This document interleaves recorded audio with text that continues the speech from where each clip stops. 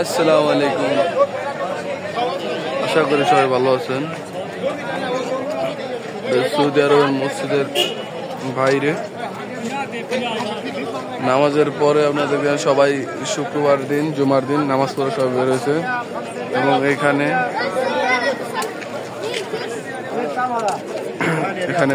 বিশাল বড় বাজার বসে শুক্রবার মসজিদের নামাজের পরে।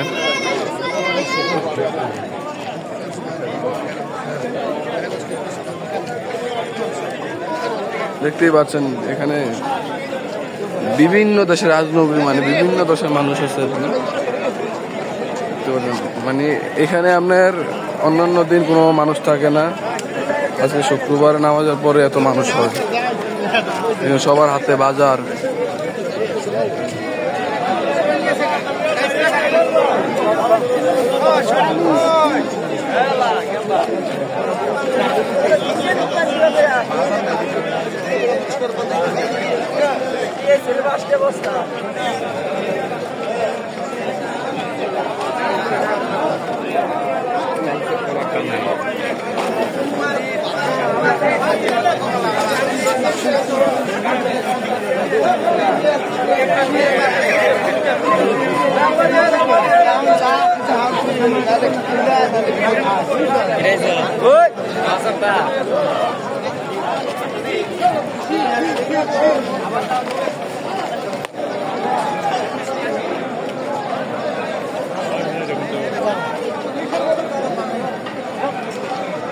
आप लोग देख सकते हैं इधर कितना ज्यादा लोग हैं।